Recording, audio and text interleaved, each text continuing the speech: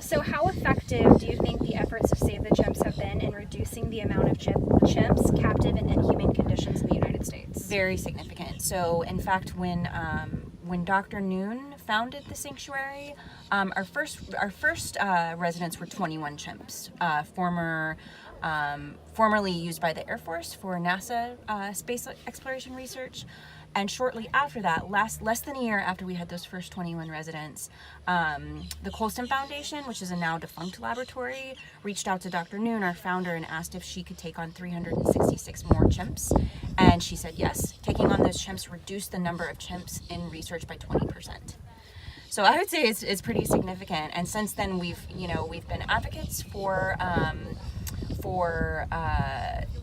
banning research on chimps, and thankfully our voice and the voice of many other organizations was finally heard in 2015, and at that time it was banned. The endangered status changed for chimps at that time in captivity. They had previously been listed as threatened, even though they're endangered in the wild. It was basically a loophole to allow testing on them. And so two things happened at once. The endangered classification changed, and the NIH announced that as a result they would no longer use chimps in research. So I think both our advocacy and our direct rescues both impacted the amount of chimps in research. That's amazing. How valuable have you found the efforts of volunteers for the facility? Extremely valuable.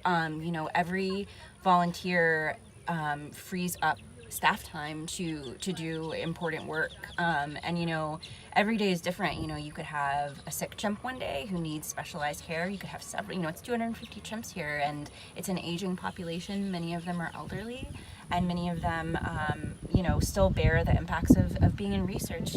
So they might have health complications because of their years in research. So we always have a lot of chimps that need direct care. So when volunteers come and do laundry, and they come and make enrichment, it puts a lot of the pressure off the staff, so we can do a lot of that direct care. And we also have volunteers even help with development, so they might help file things or organize for us, and it makes us more efficient, and it makes us better able to do the work we do. What I learned from my service hours was like the chimps have a specific dietary law. They eat specific foods. When I was volunteering, we made specific browses, for what they could eat, and specific, enrichments on what they could do. So it's not very easy for them to just pick up the food and eat it. They have to work hard, since we're trying to recreate, the wildlife. And what I learned when I was observing information on the scales, I learned chimpanzees are really amazing creatures. They have a personality. They have likes and dislikes. It's amazing what I learned over there, and they really know how to get food with the fingers and sticks. They use anything. They're great creatures, and I'm glad to be volunteering for Save the Chimps. Awesome. And what was your favorite part of the data gathering experiment? My favorite part was actually seeing chimps, now obviously not face to face, but actually seeing them with my own eyes and not behind a screen and stuff like that. Just seeing how they move around and how they work, seeing how strong they were. It was just really amazing, and beautiful. I really don't get outside that much, so just seeing animals. I haven't been to a zoo since I was a little kid, so just seeing animals in front of me like that, really cool. My name is Timothy Paternoster, and going into this, I didn't know what to expect. With the project, I was really looking forward to the experiment because I was looking forward to starting a research project, and doing it through and through with the literary section and all the research, the method section, and then also gathering all our results and being able to come to a conclusion ourselves, and not using data from other people, but from data we collected ourselves on the island. Okay, perfect. And what did you expect to gain going in from the service hours? For the service hours, I didn't expect much because, it's just kind of like food for the chimps for the most part. But it was actually really interesting learning about what excites the chimps or interests them, and why, what we use to interest them, such as the magazines or the bottles that make it a challenge to get, even though it's just food as the prize. And it's really cool to see the simple solutions that the people at Save the Chimps have come up with to keep the chimps engaged. Okay, perfect. Thank you. I would say the most interesting thing that I learned during my service hours was definitely how enrichment is incorporated in a captive rehabilitation environment.